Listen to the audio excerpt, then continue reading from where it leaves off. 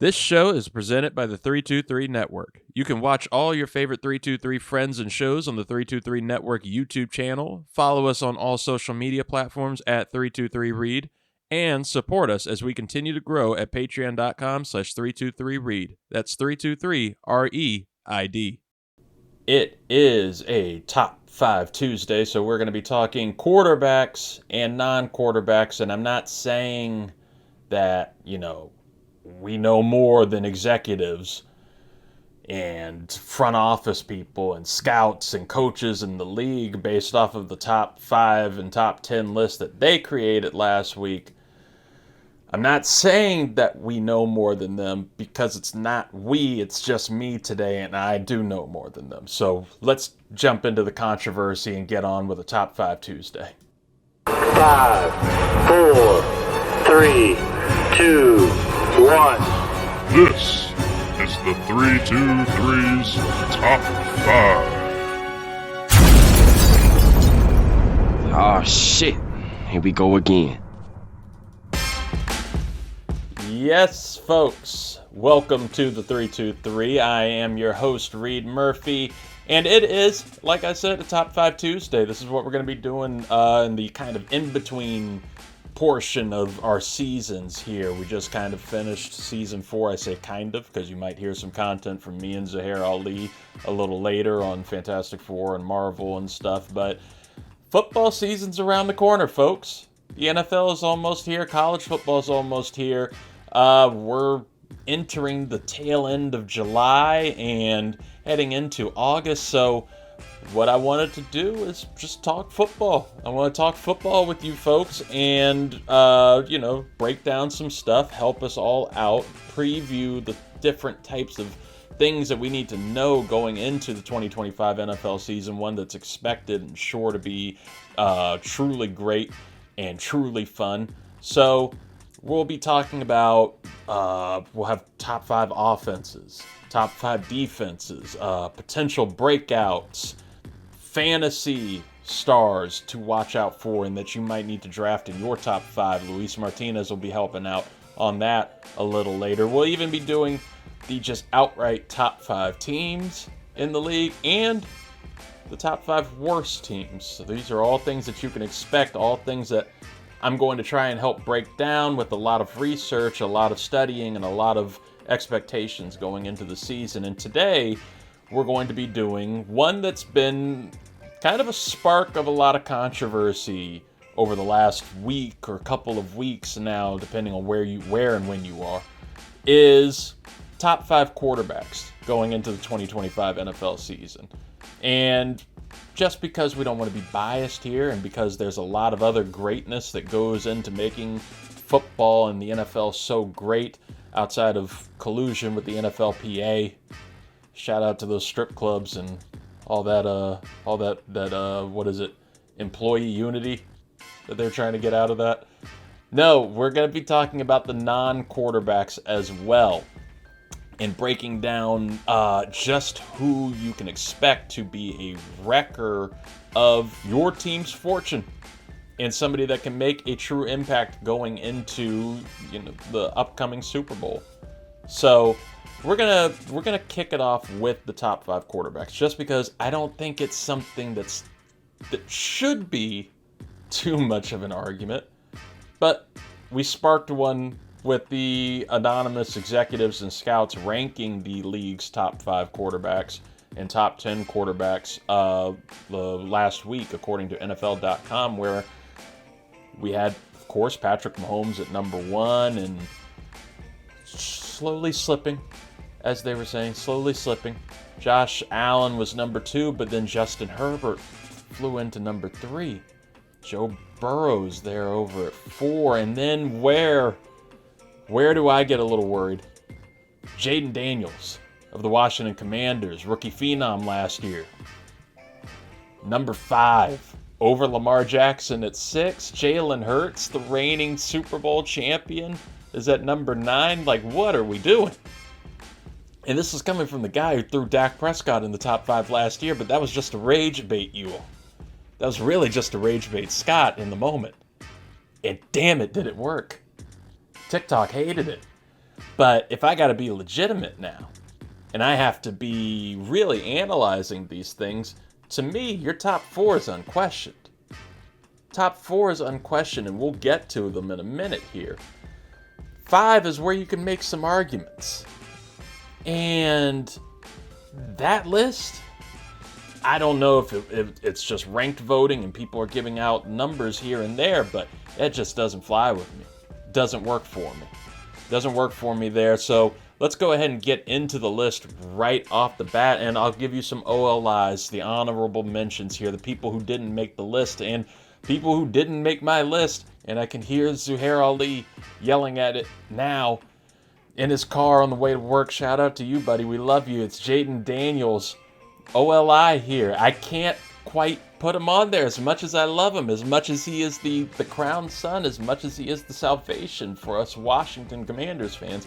Jayden Daniels can't crack my top 5 just yet, just because I would have done the same thing last year with C.J. Stroud. C.J. Stroud of the Houston Texans would have probably cracked the top 5 and probably did for a lot of people going into last season. But that sophomore slump is legit. And it's very important to see how these dudes can go against teams that are now prepared for them and that are now game planning for them. These defensive coordinators, they're not just schlubs. Some of them were. Look to Washington's past. But most of them are highly intelligent. Yeah, they get fooled and blown out the first year experiencing somebody like Jayden Daniels, but I'm curious to see how it's going to go this season for him, and with a roster that hasn't changed too much. O-line has improved. You taking a flyer on Deebo Samuel, 49ers former gadget, but can't expect greatness from him. You're just hoping for a good investment there.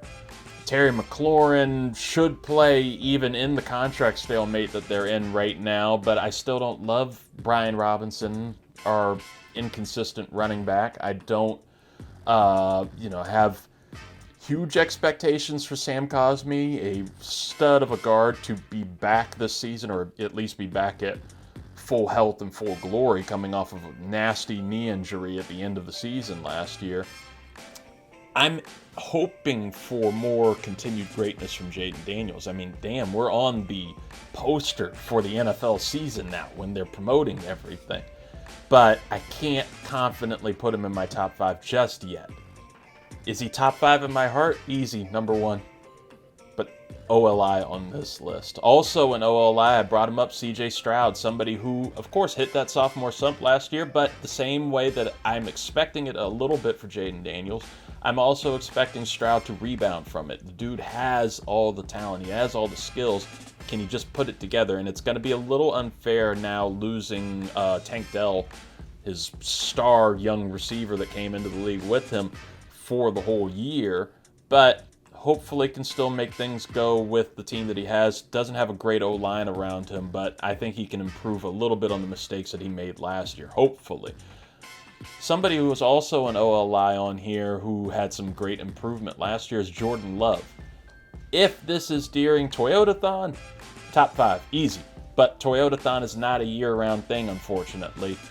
Maybe Green Bay can work out a partnership to make that happen. But Jordan Love has the skills, has the talent. I can't quite say he's a top 5 quarterback, but I could easily put him in the top 10. Same goes for Brock Purdy in San Francisco, playing way above what he should be as a damn near undrafted quarterback for San Francisco. Got his big extension, well-deserved, but can't confidently put him above the guys that I have in this top 5 list. And the person that comes the closest to this, and I had a huge argument about whether to put him in this top 5 or not. I'm even fighting with it now going into actually saying this list. Justin Herbert of the LA Chargers. Love him. Awesome, fun quarterback. Has every bit of the utilities and abilities that you want in a QB and a franchise guy. And nobody loves him more than his head coach and Jim Harbaugh. I mean, God, it's scary, almost. HR worthy, if NFL teams really dealt with HR like that. But Herbert has all the tools. It's just And you can make your arguments, right? Ladd McConkey is his number one receiver, who's a stud, superstar. But he hasn't really had the weapons that you want for your guy. Maybe that hurts. He's got Najee Harris at running back this year. Does that help? Does that hurt? I don't know, but even when he's had his guys at full health and full, good prime age like Keenan Allen and Mike Williams over there, he still couldn't get over the hump. Can we tell if that's a Herbert problem or a team problem? He has yet to win a playoff game while still making the playoffs. I just can't confidently put him in the top 5 here over the number 5 on this list, which is where there's probably the only controversy here, right? At number 5, somebody who is a proven winner to me and is an actual ability and skill that you need to look for in your franchise quarterback and somebody that you want to lead your team. Number 5, I've got Jalen Hurts. Jalen Hurts of the Philadelphia Eagles. Yes, we've seen issues, but I've seen nothing but improvement for the dude going every year. Is he the most perfect quarterback? No. Do I think that Justin Herbert has more natural skills, more natural talent? Yes. But the one thing that Hurts has over Herbert, and I think is one of the most premier and important traits for your quarterback, is outstanding leadership, outstanding clutch ability too. Hurts is a dog, man. He has been this way since college. I've loved him since his time at Alabama and getting replaced by Tua Tagovailoa in, I believe it was the championship game, if not semi. But the ability to handle that with grace, to handle it with leadership and maturity through a whole other season, and then take it to Oklahoma where he puts on a star performance there and a Heisman-worthy effort there, then going to the league as a backup quarterback, second-round guy, and developing himself, developing his skills. Did we have the greatest accuracy? No. Is he a high threat when it comes to the run ability? Yes.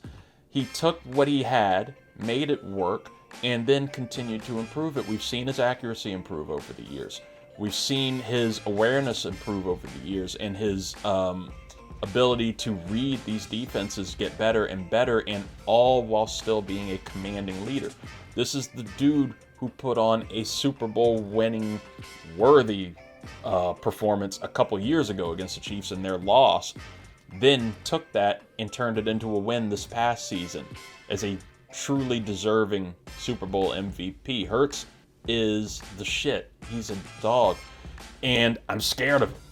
I'm scared of him as a Washington Commanders fan.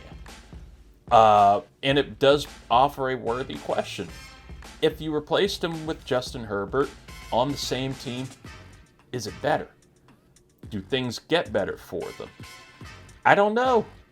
Truly, and I don't know truly because of the leadership ability. Herbert's a cool dude, but he's quiet, and he's not that kind of person who just resonates with a locker room the same way as Jalen.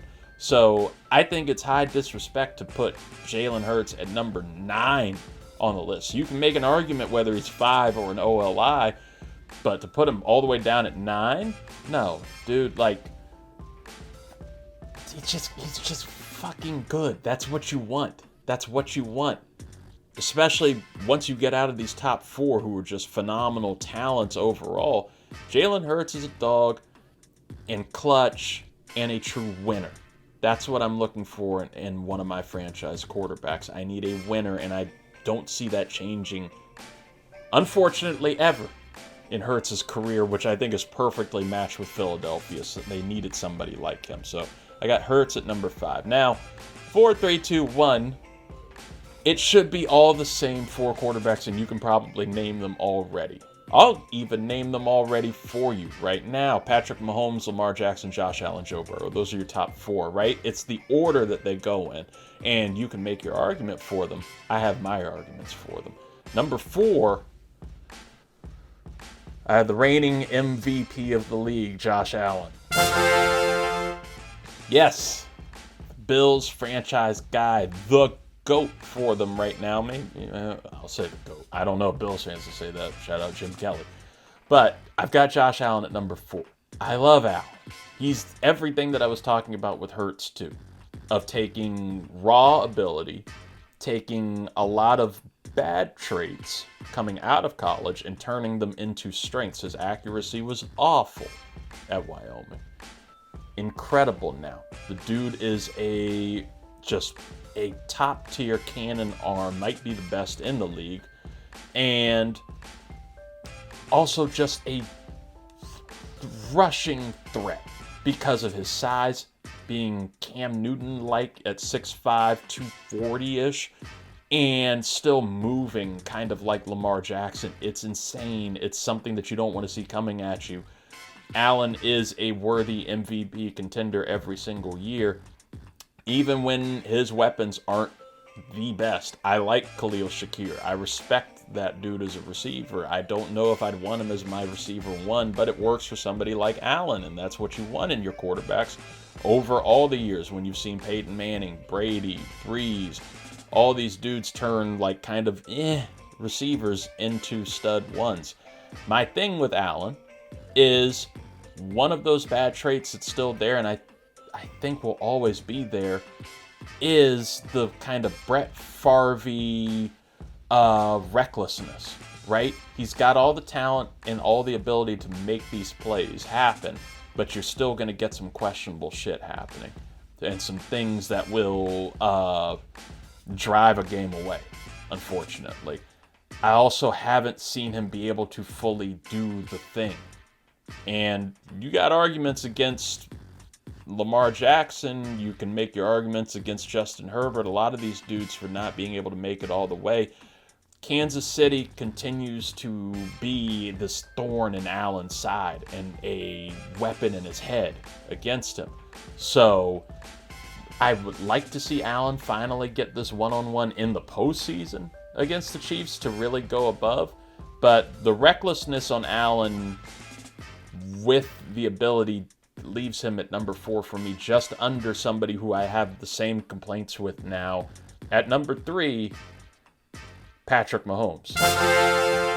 I know, oh my God. Media, Mahomes at 3? What are you doing? Especially on this network. We got to be careful. But yeah, it's the same issues that I have for Mahomes and Allen here. It's why I have them at 3 and 4. There's of course, an undenied absolute natural ability that they have, an incredible development of their skills that they've had since their rookie years, but also that Brett Favrean recklessness. And it scares me, especially when things aren't going right. If your defense is finally not doing what they should be and not helping and supporting you, if your O-line is collapsing a bit and you're getting pressure in your face like we saw in the Super Bowl and how the Eagles tore Mahomes up, yeah, you're getting reckless shit and hero ball that doesn't, for them, with the grace of God and just awesome abilities, sometimes works, but also sometimes becomes a disaster. We saw it a wild amount of times with Mahomes last year, especially in the Super Bowl, but also in moments like early in the season where Mahomes threw an awful interception and then took out Rashee Rice, his number 1 receiver, in the trying to be hero and tackle the DB. It's stuff like that love him, terrified of him, don't want to play against him, and of course would love to have him on my team. I would have loved to have had him a couple years ago, but now I have Jayden Daniels. But Dallas would love to have Patrick Mahomes. Dallas would love to have Josh Allen. And they already have a franchise guy in Dak Prescott. But yeah, you take these dudes over them anytime, and you cannot deny their threat and their winning, especially Mahomes is winning. But when it comes to the 2 above, I just fear them a lot more and have to rank them higher. And that's why I have at number 2, the only person who I believe is completely unafraid of Patrick Mahomes and the Kansas City Chiefs, and that is Joe Burrow. Joe Cool, Joey Burr, all of it. Like This is somebody who had so much disrespect thrown on his name last year, and it's crazy because I truly think if he had just a slightly better defense to help support him and that team in Cincinnati, you're talking about an MVP candidate or just straight up MVP winner. Joe Burrow's season last year was absolutely nuts. He's putting up record numbers, record yards, leading the league in shit on a team that couldn't even get into the playoffs. I blame Zach Taylor. What I love about Burrow is not only is he continuing to get better and continuing to develop his traits, coming off of what I believe is one of the best college quarterback performances and seasons ever in his last season with LSU.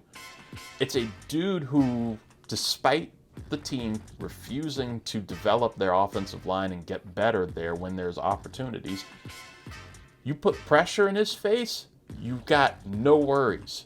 He's still making plays. He's still finding his guy, or he's just making the right move to get it out of bounds or get it somewhere where it's not going to be an issue for you. I don't get that with Mahomes and Allen. Yes, they're freaking awesome. Yes, they're going to make magic, ridiculous plays, but that's not going to happen every single time. I want somebody like Burrow who is going to scare the shit out of me if I'm any other team, if I'm any other defense, because you can't stop his natural ability. This is a dude who is crazy accurate, who is crazy under pressure, who's crazy on the run, has an incredible awareness. And does he have one of the best receivers in the league? Yes, Jamar Chase. Does he have an awesome number 2 in T. Higgins? Yes. He's got great help all around constantly, but he also has one of the worst O-lines, which is an incredible component to a quarterback's success. He's somebody who can do it even under the worst pressure. You can't do shit for defense. But Joe Burrow is somebody who I view as an MVP contender every single season, and this season, should that team just do slightly better on offense, or defense, I'm sorry, and maybe pay, the guy you drafted in Shamar Stewart to help you on pass rush, maybe you have an MVP finally for Burrow. You can be concerned about health. He has taken some hard-ass injuries over his career, but it's rebound shit like he had last season that continues to give me hope and continues to give me no concerns with him. Joe Burrow is my number 2 quarterback in the NFL going into the 2025 season, somebody who I think is going to be an MVP candidate, but cannot get above number 1 here, somebody who is an MVP candidate and contender every single season, and rightfully so, and should be, and somebody who continues to improve, and that is the 2-time MVP himself, Lamar Jackson. The Baltimore Ravens star quarterback right there, franchise guy, somebody like we've never seen in the league, is justifiably and rightfully so an MVP candidate, and should it have been my vote last year, would have been MV3. He would have won that 3rd MVP last year for Baltimore. He does not have the greatest weapons in the world going into last season, obviously. We had Zay Flowers, stud star receiver who has improved and been the young dude that Baltimore's needed, and then you have a suicide squad of depth receivers and people who tease you into thinking that they might be stars, like Rashad Bateman and Isaiah Likely, the last fumes of Mark Andrews. Adding Derrick Henry to that offense last year, you wanted a great running threat on that team. J.K. Dobbins was never doing it for you, or never being able to stay consistently healthy. Some were worried about what Derrick Henry and Lamar would do for each other on that offense. It turned out to be magic, and it just elevates Lamar, but you can't say it makes him what he is. People can talk about he needs all the help in the world, all this shit. Watch him out there. What are you supposed to do if you're an opposing defense? What are you supposed to do when he takes off? It's immediate fear. That's what you want to look for in your scariest quarterback in the league, in your top quarterback in the league. is somebody who is not only going to terrify you the moment he gets out of the pocket or starts to just scuttle a little bit in the pocket, but it's also somebody who has dramatically improved his accuracy, dramatically improved his ability as a quarterback, and taken pretty much to heart everything that was criticized about him coming out of college, saying he should be a receiver or all this bullshit. Lamar is somebody who is becoming the absolute face of not just the NFL, but of football. You're looking for this kind of guy going into colleges. You're looking for this kind of quarterback in high school now. You can see it in flag football if you're watching at a young 5th grade to middle school level of quarterbacks who just want to be Lamar Jackson, who want to not only be this terrifying, fear-mongering menace as a rudder, but also somebody who is just terrifying with their deep threat ability, with being able to thread the needle the way that they do. Some of those passes into the end zone in the red zone last year. Oh my God, that heartbreaker in the season opener to Isaiah Likely. Oh my God, it was a perfect throw. Perfectly placed, and that's something you wouldn't have seen from rookie Lamar. That's the development that we're continuing to see, and the things that get terrifying about him, because he's not somebody that's completely injury prone. You might start to see that a little more as he gets older, but you're also seeing him develop as a quarterback because he knows that he's going to need to lean more on that as he gets older, and that athleticism dies off a little bit more and more every year. This is somebody who you can immediately place a safe bet on to be MVP next season. It's somebody that I would this year, as his ability under Todd Monken, their offensive coordinator, in his second year, third year maybe, just continues to get better and better in their repertoire. So those are my top 5 quarterbacks in the NFL going into 2025. Number 1, Lamar. Number 2, Joe Burrow. Number 3, Patrick Mahomes. Number 4, Josh Allen. And number 5, Jalen Hurts. We'll see. We'll see how it pans out, but I don't think you can ever go wrong with the top 4, and you can't argue that with me. Those 4 are your top 4 every year in the league. Whatever order you want to put them in, let me know, and we'll argue it, and we'll fight on TikTok. Or we'll love each other like we did on the Jurassic Park top 5. Now, we're going to take a little break, take a little breather and a little whoosh noise or something like that. And we're going to get into the top 5 non-quarterbacks going into the 2025 NFL season. Stick around for that. Welcome back. We didn't really go anywhere. We just took a breath and a whoosh. But welcome back anyway. And we just did the top 5 quarterbacks going into the 2025 NFL season. Let's do the top 5 non-quarterbacks going into the NFL season. This is someplace that you can have a lot more argument. This is someplace that's not going to stick to just offense, but go to defense too. Special teams? No, it doesn't go to special teams. I'm sorry. Sorry, kickers. Sorry, Pat McAfee.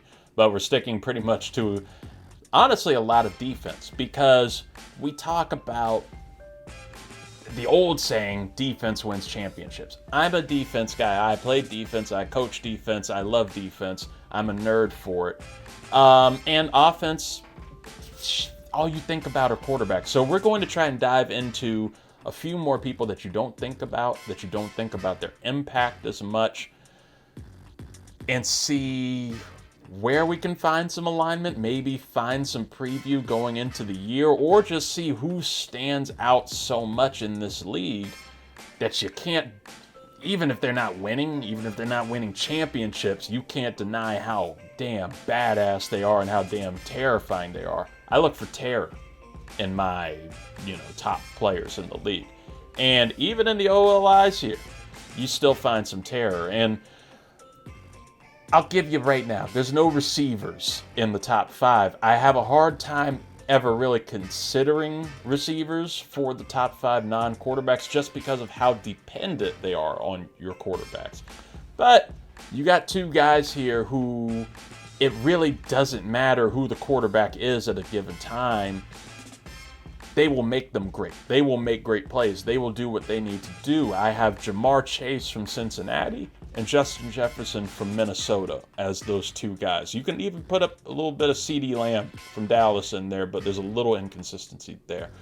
I never have any shred of doubt that Ja'Marr Chase or Justin Jefferson's going to do damage to my team unless they're a little bit injured. And even then, you still have to, you're watching for the corners to press them up a little harder, just to, stifle them a bit. But Ja'Marr Chase is going to get his numbers. Justin Jefferson's going to get his numbers. Doesn't matter if it's Joe Burrow or Sam Darnold at QB, or maybe Kirk Cousins or Jaron Hall or Jake Browning or whoever the hell running at backup or third string or fourth string, whatever. They're still going to look for that guy, and you can't do anything about it. They are worthy honorable mentions here, and just come short of getting on there. The same goes for TJ Watt in Pittsburgh. Just got his big extension with the Steelers.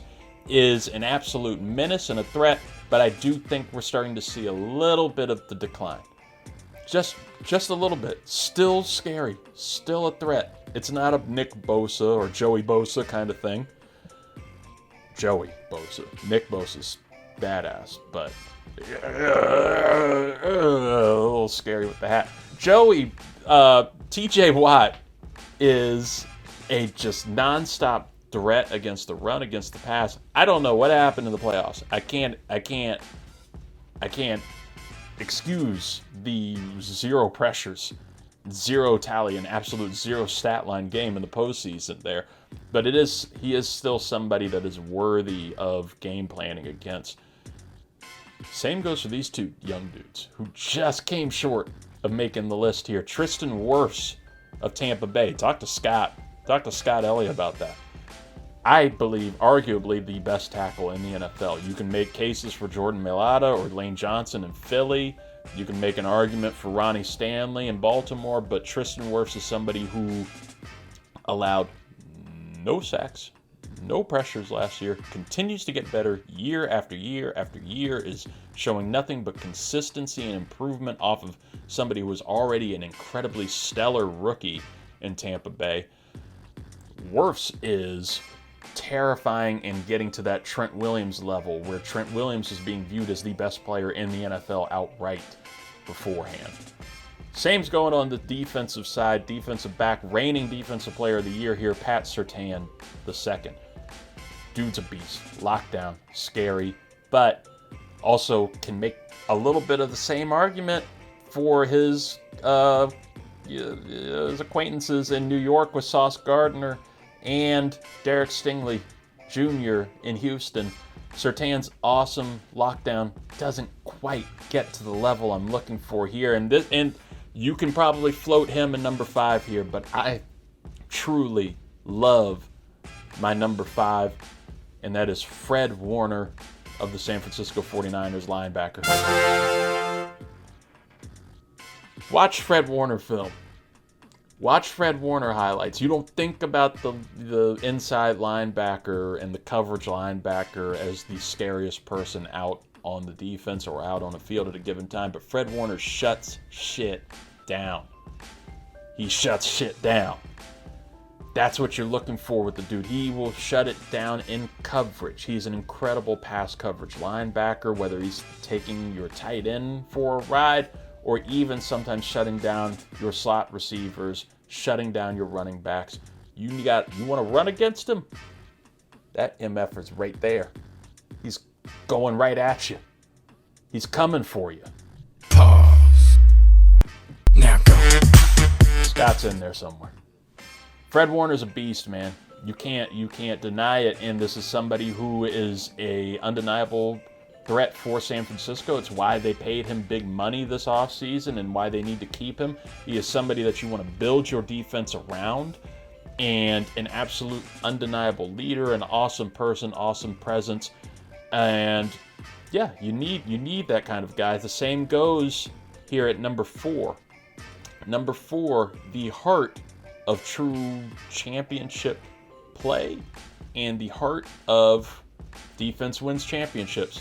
That is Chris Jones, defensive tackle in Kansas City, that's somebody who I truly worry about. Not only am I game planning for this dude and how he's going to wreck my run game, how he's also, as an interior D lineman, just a Warren Sapp level threat against the pass, and how he will just break up your line in rushing and blitzing you and putting fear into the quarterback, which is not something that you're traditionally looking for or, fearing for against most defensive tackles. It's usually just a run threat. Chris Jones does it all, and he is the true heart and the true leadership of that Kansas City defense. He is everything that Steve Spagnuolo, their defensive coordinator, looks for. And when he's off the field, when he gets hurt, when he's missing some time or missing some games, it is a true impact on a championship caliber team. Not just defense, it affects the entire team. Chris Jones is the underrated heart and soul of the Kansas City Chiefs dynasty. Can't deny it. You just truly can't deny it. And he just doesn't lose the steam. He's getting older, and he's still just not losing that steam. And that's honestly something that you get from your interior D lineman. Most underrated position in football, I think. That nose tackle. That's what I played. Stafford High. It was stupid that I played nose tackle. Tyler Laburn was right there, but I was bigger than him, just taller than him. But I wasn't, I wasn't like that. I was hefty. But I wasn't hefty. Like for a nose tackle. That's Stafford High football for you. Back in the day. They're great now. I don't know. I don't really follow. Number three. Another underrated position at this point, but it's starting to get its popularity back, starting to get its importance back, and that's at running back and the undeniable Hall of Famer, Derrick Henry. Baltimore Ravens running back, absolute menace, monster. What are you going to do with him, man? He's running at you open field. What are you going to do? You tell me, what are you going to do? Defenses can't tell you what they're going to do. They can't account for him. He is always been one of the top players in the league. Even in his time in Tennessee, you put him in Baltimore, it's a match made in heaven. Him and Lamar Jackson. And they got him for pennies. He could have been in Dallas. He could have been helping out Dak Prescott, CeeDee Lamb. He could have been in Philly. They got Saquon Barkley. It doesn't matter. But he could have been in all these places. Baltimore scooped him up. And honest to God, his kind of 1,900-yard season that he put up last year, just this unstoppable threat, he would have done it anywhere. And he is the kind of player that strikes that fear. This is where you could start throwing him into with the quarterbacks and doing your full overall top 5 players list, right? He is somebody that is honestly reminding me a bit of like Tom Brady. Or Drew Brees, but definitely Brady, where you have a little bit of time left in the game. Yeah, I'm fearing Lamar Jackson, but this is even back in Tennessee. I'm not fearing Marcus Mariota. I'm not fearing Renaissance Ryan Tannehill. You know what I am afraid of, though? Giving you the ball back with a minute or even 40 seconds and trying to tackle with my tired-ass defense, Derrick Henry. He is a threat. He is a game wrecker. He is a game winner. You want to put money down? He might win them a Super Bowl next year. I think he could. That's number 3. Number 2, going back to defense here, and this is a team that didn't sniff a championship last year, but the Dallas Cowboys are always on the radar. Players are made stars because they're Cowboys, but this is a dude who makes the Cowboys a candidate and a threat all the time, and that is edge rushing specialist Micah Parsons. Micah is a monster. He is a menace. He is what I thought Jadeveon Clowney was going to be coming out of South Carolina. Jadeveon Clowney at college, dude, if you didn't experience it, go watch all of that film, because Clowney was a monster, a true nightmare. Somebody that could destroy you as a pass rusher and destroy your run game, destroy your pass game, but he's also somebody that you're like, you know what, stay back, hold back, presses back, gets you in coverage too. Fuck up anything. That's what Micah Parsons is in the NFL. He did it at Penn State. He's doing it with Dallas too. And anytime he's missing time, you realize he is an impact player. Washington. Last year, we're playing them. They don't have Dak Prescott. They got Cooper Rush and Trey Lance at another point. And what's still happening? Fear and domination from Micah Parsons. When he's off the field, you're not worried about it. You can handle them. When he's on the field, it's a completely different experience. And as they continue to build things and they continue to get healthy, I can see Dallas being a worthy championship contender simply off the back of Micah Parsons. That's why he's number 2 on here. But he's not number 1 because he's not the best defensive player in the league. And I will stand by it as far till this dude retires, and that is Myles Garrett at number 1. Look at him. He's terrifying. He's already number 1 on another list of best NFL players at Halloween. The way he does his costumes, the way he sets up his yard as a graveyard of quarterbacks that he's taking out. Dude is a monster. He's unstoppable on the defensive line, and it is awful that he's stuck with Cleveland, and willingly with Cleveland. Requested a trade just so he could get more money with Cleveland. I should have knocked him down to number 2 for that. But you can't. He's one of those dudes that you game plan for, but you can't game plan for him because you can't do anything to stop a Myles Garrett. He is an absolute domination on your O-line. You have to put 2 people up against him, and it's still not going to do anything. He will break down anything that you're trying to protect, whether it's your quarterback, whether it's your running back, whether it's your backup quarterback. He's going to find his way to you, and he's going to kill you, or he's going to at least attempt to kill you. That's 2 Mason Rudolph references. And we just let him get away with it. And you know what the punishment is? He's in Cleveland. That's the punishment. Myles Garrett is undeniably the best defensive player in this league. He's the best non-quarterback in this league. I won't have it argued with me. That's why I'm doing the show solo right now.